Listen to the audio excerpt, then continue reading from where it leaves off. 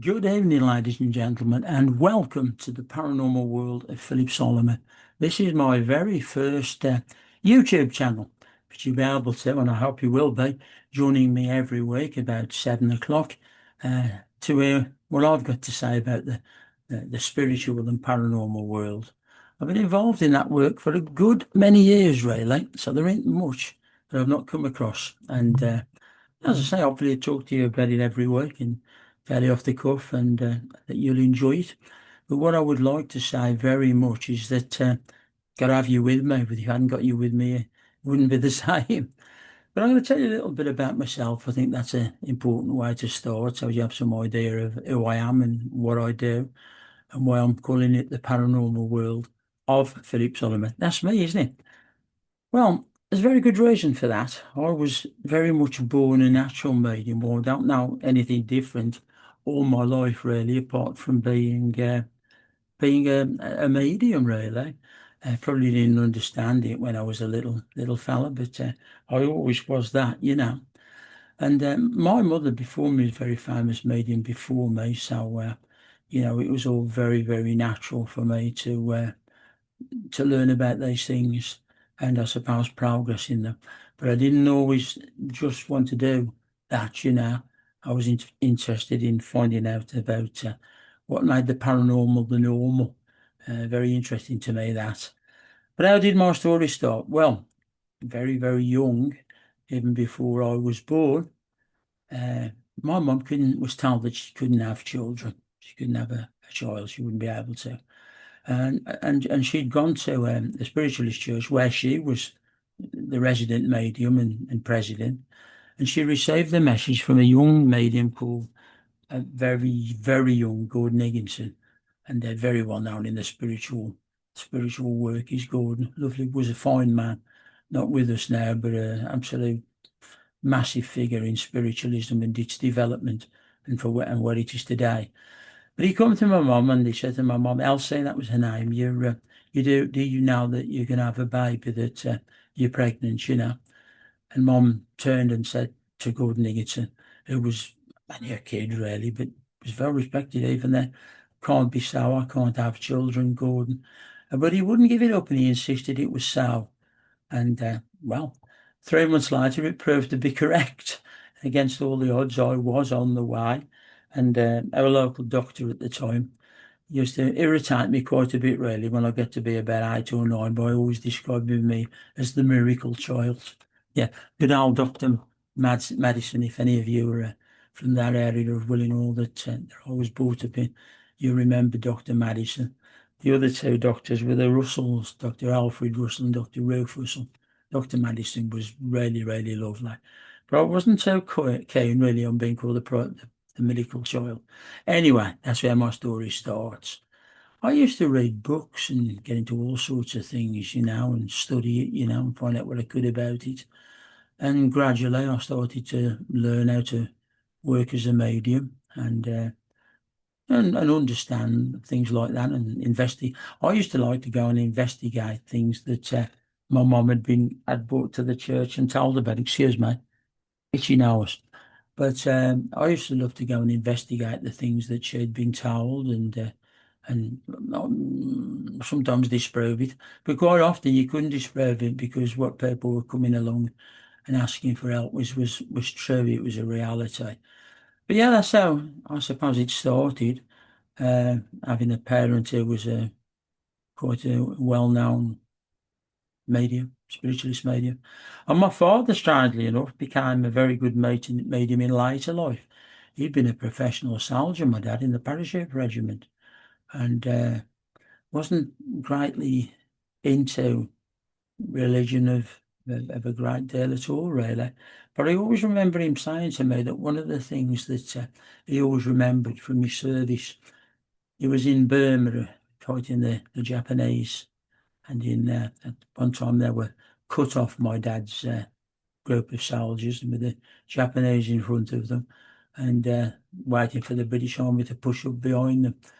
And unfortunately, he'd become a staff sergeant by then, and a lot of his soldiers were hit with bullets, wounded and dying. And Dad said the thing that always stuck with him, that they always called out for two things as they were passing to the other side. And that was that they would always making me hit something in this room. Well, I do apologise, but he would always say that they always called out two things, mother and oh God. And he was so surprised by that, because a lot of them weren't of that nature, but they called for their mom and God. And I think that's probably what convinced me dad to investigate and look into spiritism later on in life. I don't think mom pushed him into it at all, really. He just come along to be involved. But my dad, really, a very interesting character, really, because he was what you call a dancehall promoter when I was a little boy. A bit like early days DJs, really, but they like to be called dancehall promoters. And what it was, they used to organise record ops, and my dad was very, very clever, really, because the great music of that time was rock and roll, late 50s, very early 60s, and young people couldn't get enough of it. But it was hard to get the records. It weren't, the world was a much bigger place in those days, not the small place it is today. But he used to manage to get some sailors, American sailors, who would get him records, buy records for him in America and bring them over. So we could play songs, by rock and roll artists of the day. And I don't think he ever admitted how he got them, but that's another story, isn't it, really? And it became very popular. Almost everybody at the Teddy Boy generation knew my dad. And I think him changing into becoming very religious was quite surprising to a lot of people. But he did become a spiritualist and a very good medium. But back to me. Well, I had all sorts of experiences when I was a kid. I used to see spirits and wonder why who they were and, wonder were they, what they were. I suppose my first memories was going into the front room where my grandmother, my mother's mother, was being cared for, and she was very ill. She had cancer and was in the latter stages of her life.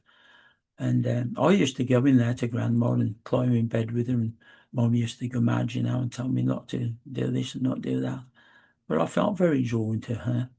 And anyway, she passed away. And there's a little lad, I went into that front room again looking for her, but of course she'd gone.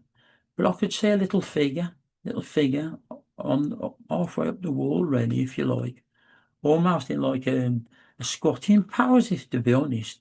It wasn't, I have to tell you really now, it wasn't my gran, but I spoke to it and it said to me, "Can you see me, Philip?" And I said, "Yes, of course I can." And the figure said, come back, spoke to me and said, "Well, that's good." And I said, "Who are you?" And she said, "I'm your grandmama," and faded away. Well, I told my mum what I'd seen as best I could. Well, she explained it more to me in later life, what I'd experienced and what I'd done, what had happened. But she was quite surprised, really, because they'd always called her grandmama. You had to address her as grandmama. So whether she'd been there at the last moments for the passing over of my grandmother, I don't know. But I saw her and she talked to her. So that was my first experience. Later on in life, really, I don't know, I suppose I weren't that very keen, really. I can remember people stopping at my house, friends. One of my very closest friends used to stay overnight. And one night we were I had the front room and my parents lived in the back, slept in the back room. And one night we were sleeping together, and he nudged me and woke me up. What's going on? What are you doing? And I says, "What do you mean?" He says, "Well, look at that." And there was a vase really just floating backwards and forwards across the room. And he was absolutely terrified. It was a shame, really. I wish Spirit hadn't have done that because he never stopped at my house again. I stopped a lot of times at his house, but he never stayed at my house again. So I presume it must have been me creating it, but not deliberately. Anyway, how did I get into doing the work? Well, I suppose I'd started to do a little bit of psychic work for people and read cards and things like that and give them little readings. And people seem to think I was quite exceptional. Uh, you know, I just never thought of it as anything ordinary. Well, I thought perhaps everybody could do it to some extent. I still think they can. I've always been a person who's been like to train people and get them to do this way because I can't see any reason why they shouldn't. I think if you develop certainly your psychic ability. There's an interesting point there that I will bring up because people often ask me, what is the difference in a psychic and a medium? Well, there's a big difference, really. A medium, really, what a medium does really is links with other people, your loved ones generally, on the other side, and gets information, messages. Sometimes they can see the person and they only can give a description of the person, but it has to be very accurate and or hear them. There are three ways that you can work as a medium. It's clairsentient, clairaudient, clairvoyant. Most people have one, some people have two. If you're like me, yeah, you might guess I had the three. So it'd be a bit nerve-wracking when I was a kid, but later on, we're talking about later on now. What I'm telling you is this. People advertise themselves and call themselves psychic mediums. I don't know if that's a really good title because you're really one or the other. But I've said my title does it. People advertise you on events and use the word psychic medium, but it really has a different meaning, really. That is the work of a medium, to link with the higher networks and bring forth and give you what they can. That is the job. That is what you do. Whereas working psychically, well, that's like reading cards, tarot cards, and things like that, or working with a pendulum for yes and no answers. Now, it can be very accurate, and you can tune into the higher networks, but generally, work like that would be doing work psychically. I hope that's a quite simple explanation that I've made for it. It's an easy subject to explain, but that would be it. So but usually they're persons of one or the other, psychic or a medium. Or very rarely you can have very gifted individuals or psychic mediums and can sort of mix in and out between the two. But I hope that explains that to you. About my life, well, I started doing all readings and all those sort of things and just naturally progressed, really. I remember being asked to go and work at the BBC with one of the nicest presenters you could ever wish to meet, a lady called Jenny Wilkes. Now, before that, I'd started doing an astrology. I used to do astrology columns. Some of you older viewers might remember the Black Country Bugle. I used to do an astrology column in there and then add a few bits and bobs to sort of make it a bit different to the usual. And Jenny asked me to go along and be on her show every Sunday, which I did. And yeah, it was good fun. One thing that I always remember, though, I'm very much into colour. And every week I get the various star signs, Virgo, Leo, Libra, Cancer, all those things. I used to give them their colours for that week, good colours to wear.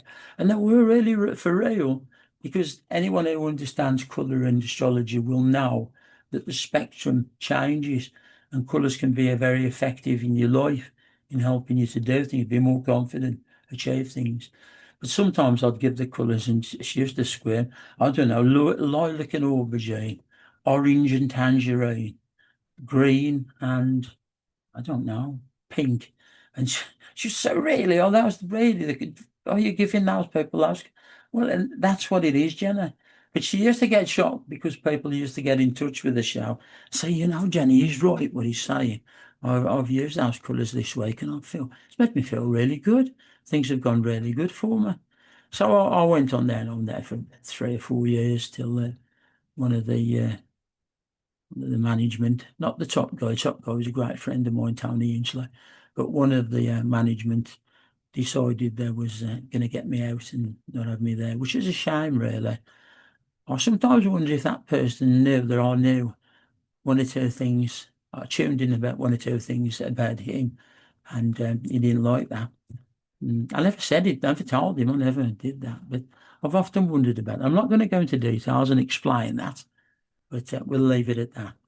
And then not long after that, I ended up working for the Express and Star newspaper in Wolverhampton, which actually is one of the biggest regional newspapers in the country. It's quite surprising to a lot of people, but it is. Massive, massive newspaper. And I used to do, well, I had my own page. I sort of little column and then within a few weeks I got my own page. and I used to invite people to send in what they needed to know, or that where they would like me to tune in and find out for them, which I did. And again, it used to be extremely popular, hundreds and hundreds of letters every week. And, that was really great. And I did that for quite a while, 3, 4, 5 years. And that was great fun.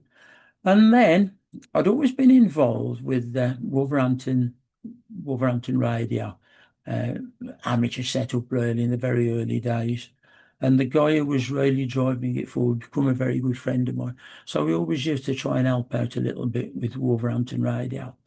And a few years later, it got a little bit bigger, and so it can be a bit more of I suppose, how could you call it, a community radio station.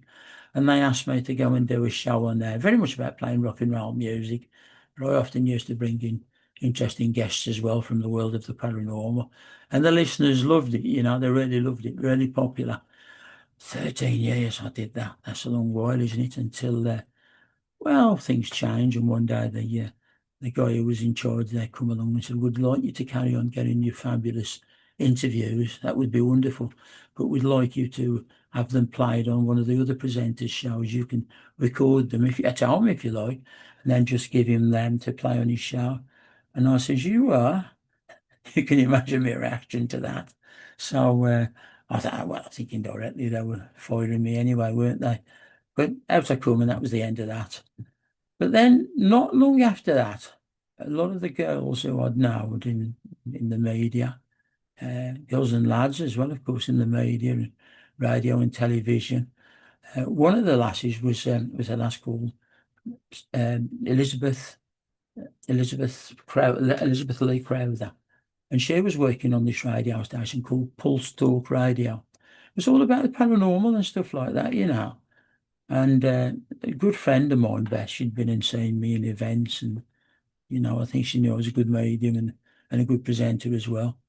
And she'd asked me if I'd be interested, and the manager got in touch with me and more or less offered me a job on there to do the radio show, which would be called The Paranormal World of Philip Solomon.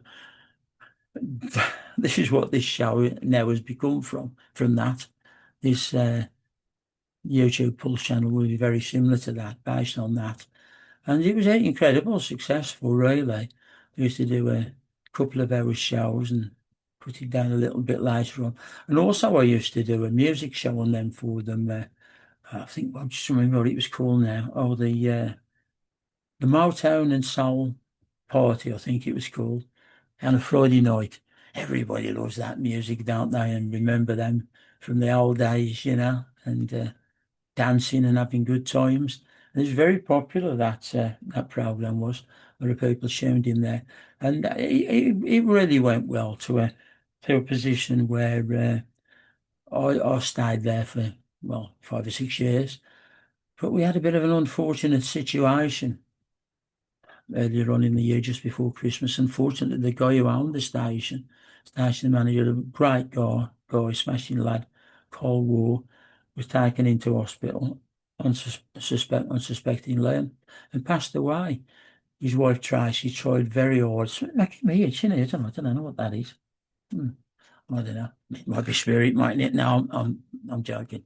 But he used to tell me that you regularly got 20, 30, 50,000 listeners. And it wasn't on FM, it was just on the internet. And they got the very, very good web page that linked the listeners into the show. And it was very successful. We never had a live call-in on that, but what we used to do was ask people to text, pardon me, was to text in what they liked about the show or didn't like about the show, or what they'd like to know about in any way. And I never really seemed to have any complaints, really, only compliments, which is nice. And we did that. It's very successful. So you might say, well, where did that start? Well, I mentioned Dad, didn't I, early in the program tonight? And as I say, Dad used to do record hops. When I was about 8, he used to bring, I used to sort of go to venues. Stafford Civic Restaurant, I think, was one, one of his, when church halls and things like that. The Tock Age Club in Willinghall was a place he used to play, do his record ops. And he got some good equipment, my dad. I can see it now. He used to have about half a dozen big 12-inch Goodman speakers and two little record players. He didn't have double decks and things like that in those days. They weren't there then.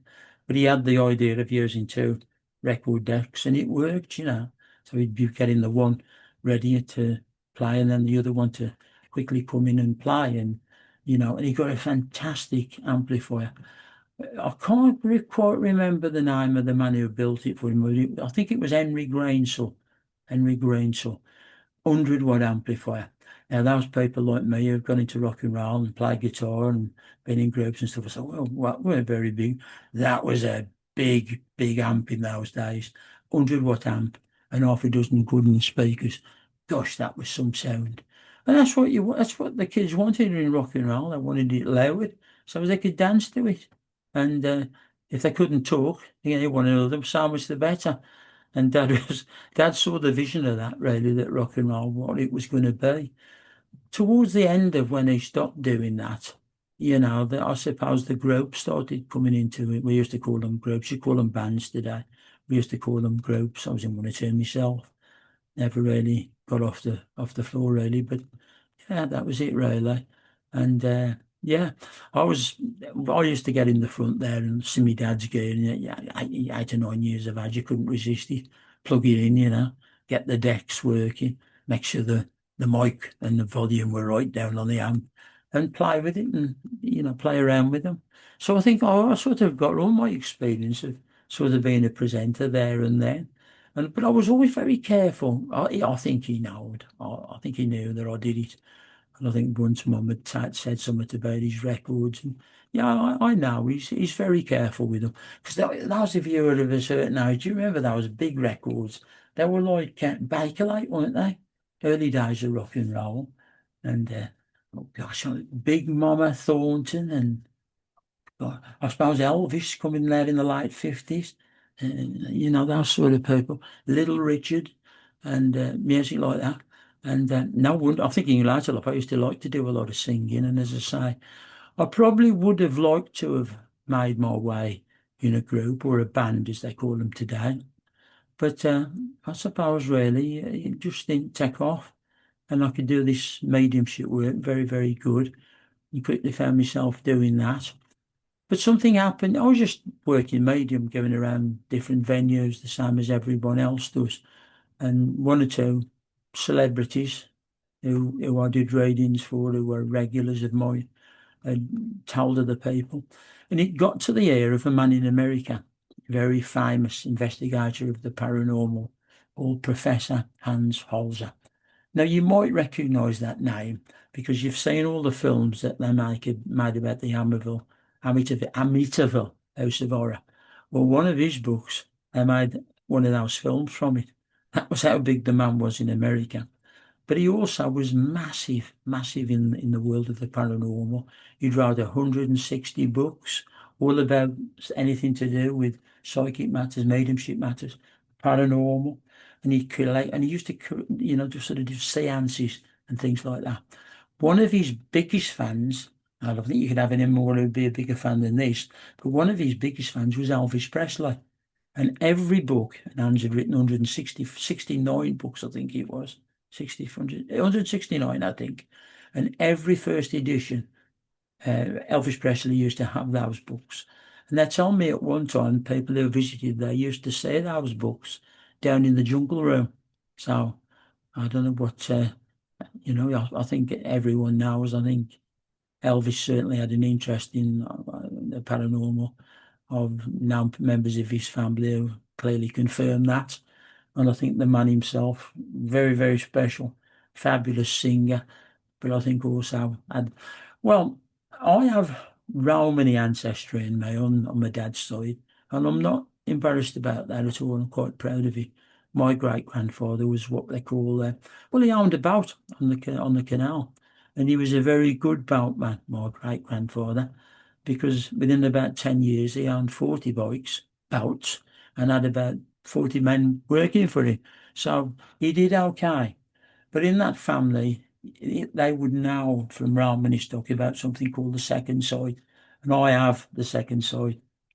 A lot of people, not a lot of people, but within the Romany community and the traveller community, they call it the second sight, which basically means that you can see things that other people can't, you know. Now, instead, I talked to you about psychics and mediums and the difference, didn't I? I think I did, didn't I? And well, basically, a medium works with those on the other side, and gets messages from them to give to you, or descriptions of them, as I've explained. And the psychic really probably just reads the cards. Now, I've got a special pack of Romany Oracle cards. I've got quite a few, really. And I had one given to me from one of my friends who'll be the guest on the show tonight. Well, an interview that I did with her will be played. And that's Elizabeth Lee-Crowther. And a very nice lady. But that's psychic when you're doing work with the cards, or you're using the pendulum, as I told you earlier on. That really, to be honest, would be psychic work. That's what that would be, to be honest about it. And, you do say people, I think there are a few very gifted people who can do both. I always think that I tune in a different sort of way to use the cards than what I would do mediumship. In fact, I'm sure that I do. And I've got a very special pack that was given to me by, well, I won't say who, but a very, very important person to me many, many, many years ago.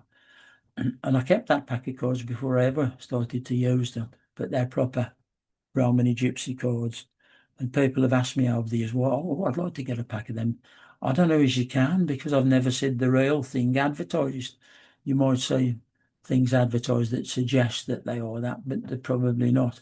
But anyway, going back to Professor Hans Holzer, I had a fax to start with from him, and then a letter asking him if I would be prepared to go out to America to be tested by him and come and do some work, that sort of stuff. So I don't know really. He says, well, all you got to do is get on the plane and come over here. Yeah, that's that easy then, isn't it? Young lad from Willingham, married, got a child, just jump on a plane and go to me. We weren't making much money in those days. Never ever made a great deal of money from mediumship. You really don't. It's not about that really. But anyway, spirit want things to happen, they happen. He'd invited me to do this. And strangely enough, two great mediums who you will remember, Doris Stokes and Doris Collins, they told me at one time that I would find my break in that work with a German, a famous German. Well, Hans was actually from Austria, but that ain't a million miles from Germany, is it? So I said, yeah, we'll see what can be done, see if I can get over there. And they were telling me, other you don't want to go out there to Professor Hans Holzer. Tested loads of mediums, and he's said they were fake and rejected them. Only a few has he supported, and why do you want to just go out there like that? Well, I thought, I don't know, something inside me thought that I ought to.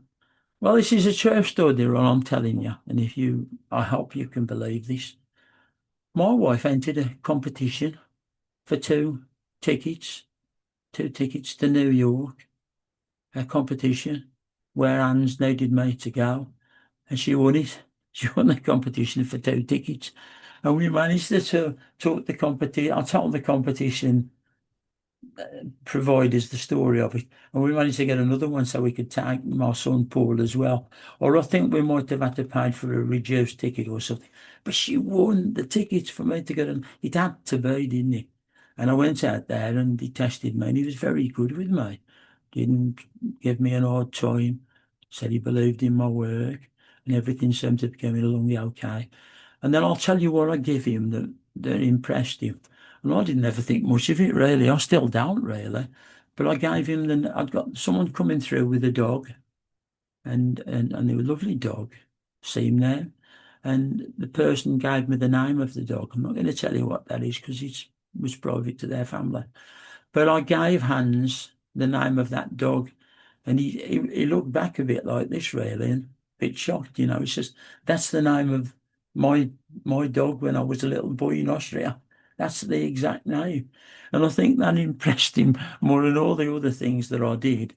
And I think become almost a family friend. But we got out there and did a lot of work for a lot of well-to-do people.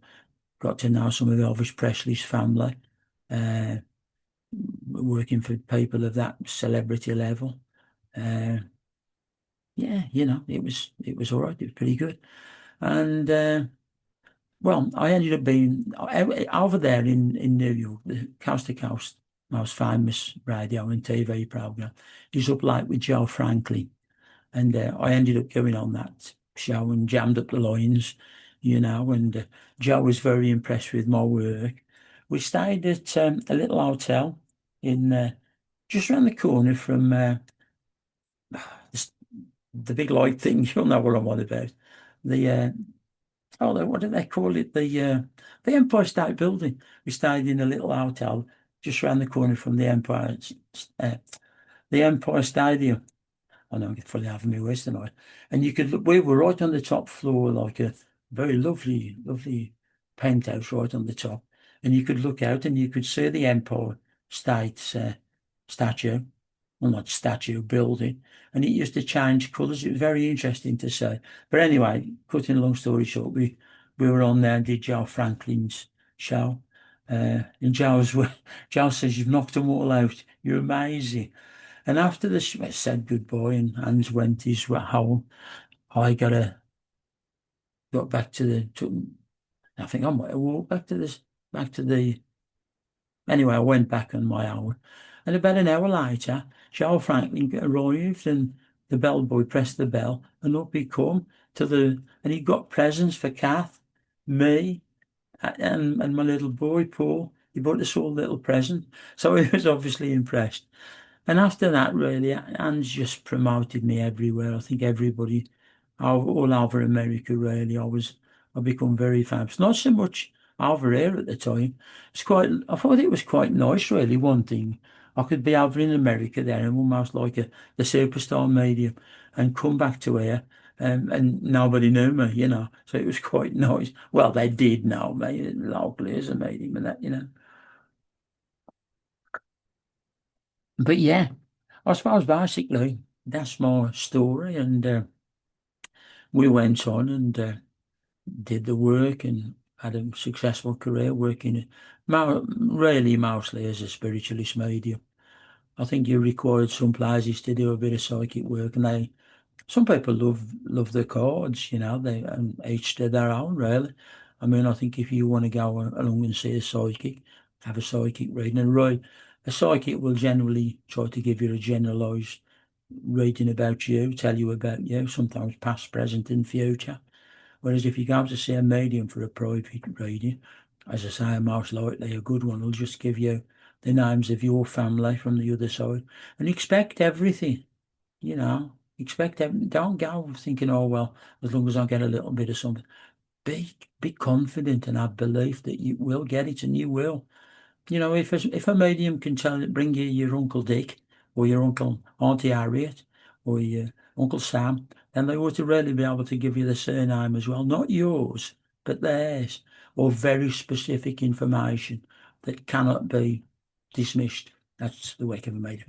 Anyway, what I've got for you now is something a bit special. I think you're going to enjoy this because I'm going to play you an interview that I did with a very good friend of mine.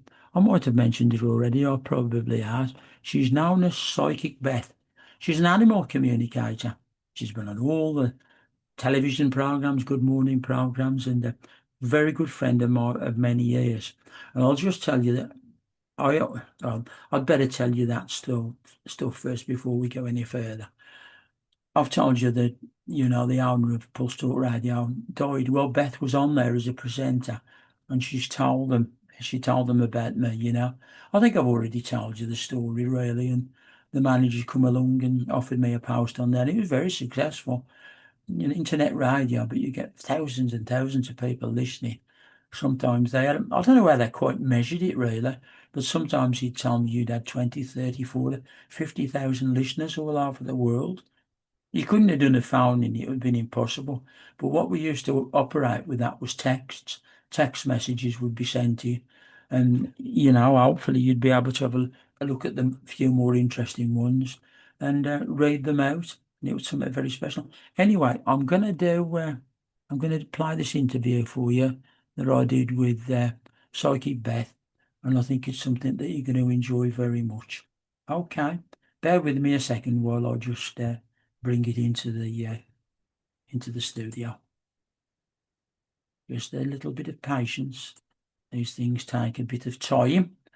And the one thing you want. Absolute pleasure today to have a very dear friend of mine of many, many years back on the show. She's a co-host, actually, on many different things, the sort of things that we do. We're a lot of co-hosts, but we work at the same places. And Pulse Talk Radio would certainly be one of them, where we've both been for a few years now, but quite a lot longer than me. But Elizabeth Lee-Crowther, she is my special guest on the show this evening. What up now to everyone as Psychic Beth. Welcome to the show, Beth. Thanks for having me on, Phil. Great to join you here on your show. I always love being a guest. It's always lovely to have you on. I'd have you on every week if I could, but of course we can't do. We have to have a bit of space between these things, don't we? But we're going to go straight into it, the fantastic news, the wonderful success of your latest book, Everything You Need to Know to Become a Pet Psychic. It's out now. You've been on Good Morning TV, Late Night TV, radio, all the major newspapers. No, that's not going to be long before we see you touring, I should think, with all that sort of exposure. It's been absolute, the most craziest 3 weeks, Phil. My book came out, and the week before, there was quite a lot of publicity surrounding it, and I was very blessed to be able to go back onto This Morning. Oh yes, of course, yeah. Yeah, and I was with Vernon Kay and Josie Gibson, who are absolutely lovely people, and I was doing the viewer phone in, but before that they interviewed me about the book, and I took my little dog Misty onto the show. Bless. Now, I don't know if anybody saw this. But yeah, I saw it. Yeah, Ainsley Harriott had been getting his chicken dish ready just before my little bit, and Misty jumped off the sofa and she actually raided the This Morning kitchen, and she ate Ainsley's chicken casserole. Fantastic. So you can imagine the studio was chaos. Everybody was hilarious. It was hilarious. It could only happen to me, Phil. Well, it's all parts of how it goes. It was brilliant. She stole the show for you, my dear. She did it for me. And then there's a sort of a good thing that really come out of that was obviously it got people even more interested in my book, and the book sold out on Amazon. It was a bestseller. Fantastic. Which I was delighted, absolutely delighted, as you can imagine. I'm so grateful to anybody who's purchased the book. I really am. And so that sold out, and so it was restocked again. So it's been doing really well. And then I had some newspaper articles, a big one in the Daily Mail. Yes, I haven't seen that, but I saw the comments. Yeah, it was really lovely of them to do that. And then I had an interview with a guy who came to my daughter's apartment in London to have a reading on his dog. And that went in the iPaper. Oh, lovely. Yeah, and then the Daily Mirror have put quite a bit in as well, and there's a bit more to come from them. And also I had an interview with The Sun on Monday. A lovely journalist came to my home and I did a reading on her dog. So I'm hoping that that's going to be out perhaps in the next couple of days. People are always a bit nervous with The Sun. I've never found them anything but absolutely lovely. Absolutely brilliant. Of all the features you can imagine that I'll give back forever in the day, if The Sun do a feature on you, there's going to be a bit of humour placed in. Yes. But never really malicious and always supportive. And I always, my old saying, Beth, you can only speak as you find. And that's always the case. It's always been the case. Yeah. Beth, for the listeners, obviously, many of them will be listening to your show. Well, it'll be tonight, won't it? You'll be on the show tonight, every Wednesday. Very good. I don't know if I should say, I might edit that out really, but I don't. Yeah, you know, I think that the placement of your interviews, and people are so busy these days, and the people that are getting on more, so you've got to do it because it wouldn't be available. But people like yourself, how your career's gonna. I mean, I'll warn you or compliment you.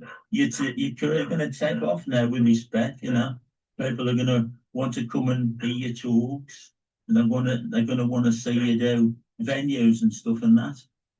I suppose it's what we all work towards. We want to have the love and light and help people, else we wouldn't do the job that we did, the role that we fulfil.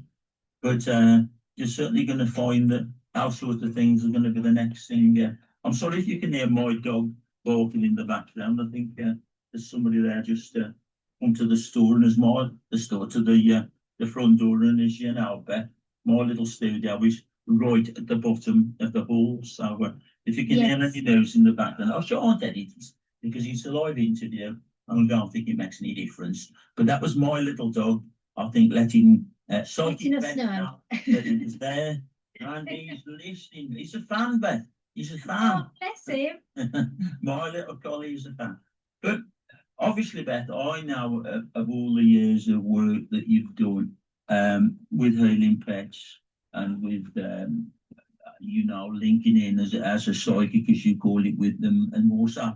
But how did it, for my listeners, which probably my listeners probably listen to us, so I'm sure they do.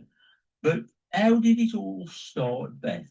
In your own words, really, how did it all start? How did you know that you had this ability, this gift to work with animals?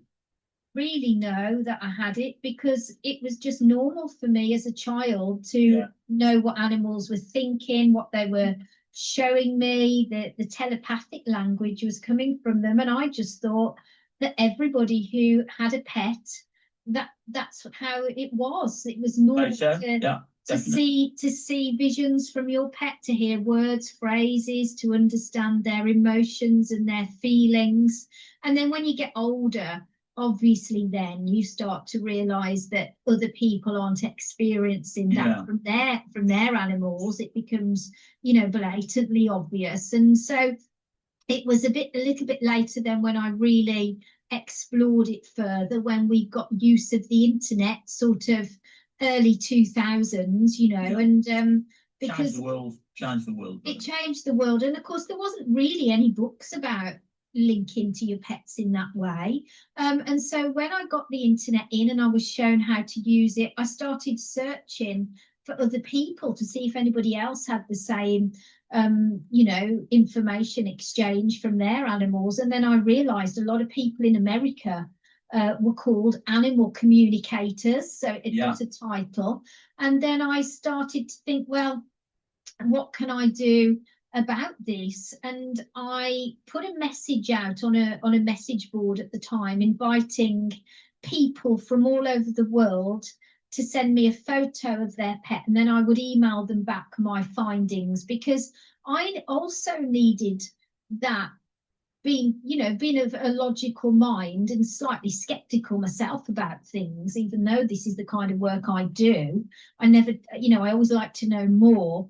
And then I thought, well, if the people who I can't possibly know because they're in another country and there's no way I could know anything about them or their pets, if then I'm receiving information that makes sense to them, that they can validate, then I know 100% that I'm communicating with animals. So I went on a bit of a journey like that, and I had been selling a lot of saddlery. I've got a saddlery business many years ago. I was a nursery nurse in schools, and then when I sort of had my third child, I started a saddlery business. And then people stopped buying saddlery. They just kept coming with their photographs of their pets to show me. So it kind of naturally waned off. And so obviously pursued. It grew, really. It did. It sort of out of Spirit, the Iron Network were planning it. Do you think? Yes. I do. Yeah. Absolutely. and then I ended up, probably in about 2004, 2005, I ended up on Channel 4's Richard and Judy show, because I was using my abilities to help locate a missing dog, and all sorts of strange things happened. And then I met... You know, best stopping you for a moment. I'm not going to say who it was, because I never did anything to offend him really, but he stopped communicating with me for some reason. But I once was on Richard and Judy with a guy who wrote a book called Psychic Pets, and it was very interesting, the work that he did. But I don't know how well he worked on it after, because as I say, we haven't kept in touch. But yeah, good many years ago, when as far as I know, at that time, this person was the only one who was writing about that sort of work that you've put to the fore now.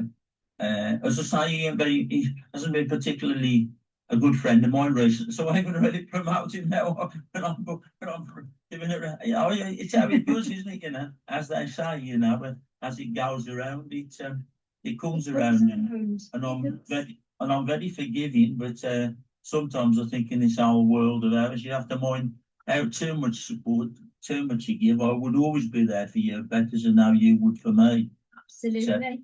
But it's wonderful what you do, because you've got the lead out there now in the UK, and you know I've said to you off air, get out on tour, start doing talks. If you need a little medium for a support at any time, I'd love that. I'd always come and work. We've always said we would, and we never have. But you've got someone now to take full at that level, and you so deserve it.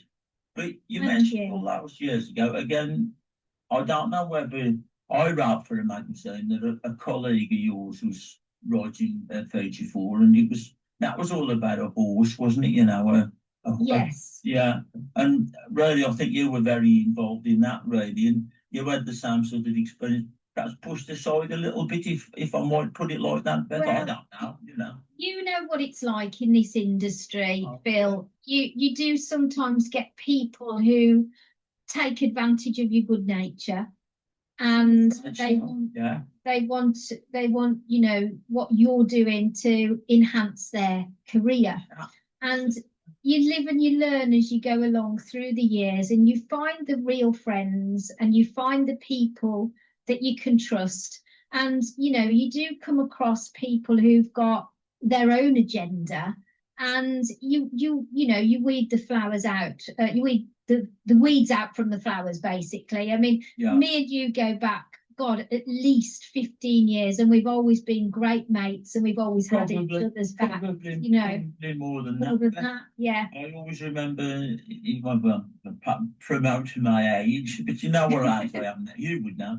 And I always remember you sitting right in them first few rows at the Grand Theatre on my 30th. The members of Elvis's family, they're international footballers, world champion boxers, all sorts of people come. But at the end of the day, you know, I'd still got a job to do to get on there and show mediumship to everybody. But it was a big pressure, and honestly, I don't know whether I've told you this, but I felt your love and support coming up. But there was a lot of celebrity medium there that night as well. There was loads. It was an amazing night. Don't get me wrong, Beth. I'm sure some were all wishing me well and certainly slapping me on the back and all the rest of it. But you didn't feel all the vibes coming good, really. And it should be, shouldn't it? Because we're in a profession of love for each other, and I'll be honest with you, Beth. I'm so pleased to see you doing so, because I've got really disillusioned about the whole industry those last. Perhaps it's post COVID, but I don't think what's COVID still in. But post the lockdown, but I don't think it is, Beth. I think you mentioned the last 15 years. I think that's the time it started to come forward, where people don't support each other and want everyone to succeed the way they used to.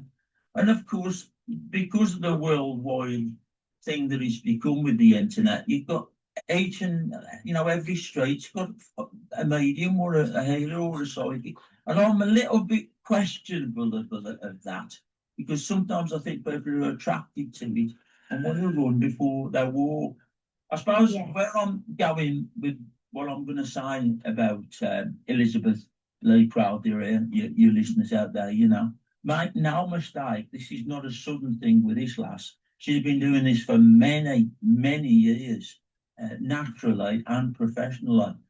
If you ain't, I haven't read a book yet, but if you haven't got a copy, and you're interested in, well, I suppose working with your pet on a psychic level, or I think we even work with them on a spiritual level. I do, Ben. Yes, that's true.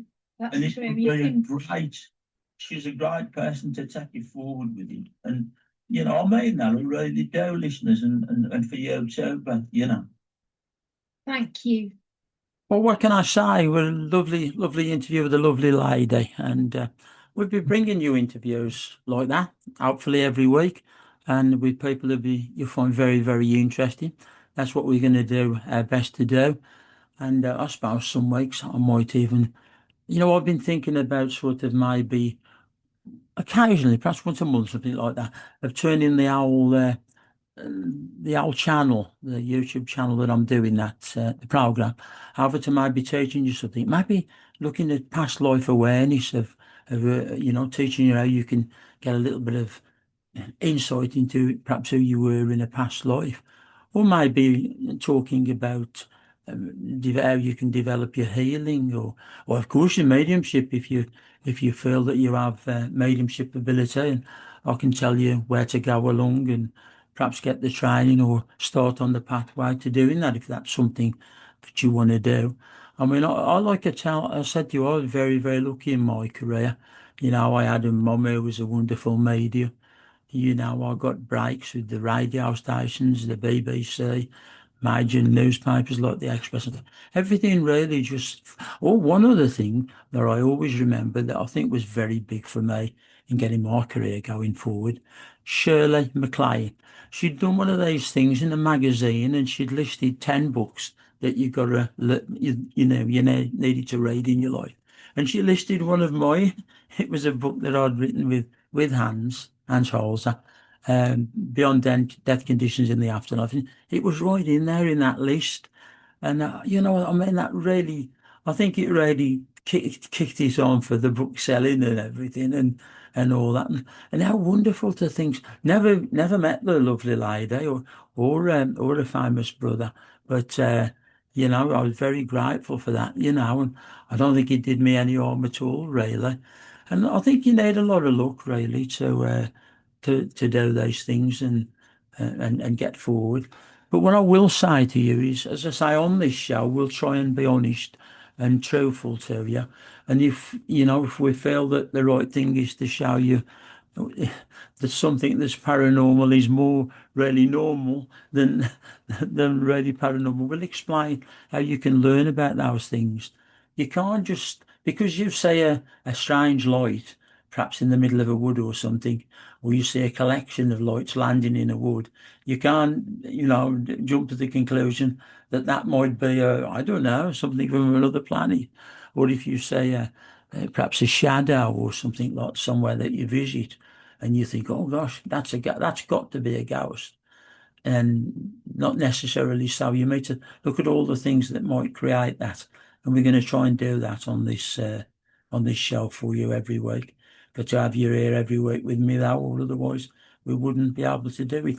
That's an interesting point now. People often say to me, well, what's the difference, Philip, in a ghost and a spirit? It's the same thing. Well, actually, it's not. They overlap a bit, but it's not. More often than not, when you say something that people have described of visiting places and seeing a ghost, and look it up, and that's been seen regular. That lady walks along that tower in that castle regularly, hundreds of seen. It's got to be a ghost. Well, actually, it probably is a ghost, but it probably isn't necessarily a spirit. Things that replay over and over again, imprinted into the ether, into the brickwork, if you like, can be things that sort of play back like that. We don't necessarily understand that as yet, but I think we will. I think we will come to understand it. But a spirit, well, no, a spirit is the energy of a loved one, of each and every one of us who pass over to the other side and progress in the oil life. You know, you heard my little interview that I did with Beth Lee-Crowther, and you know, she's an animal communicator.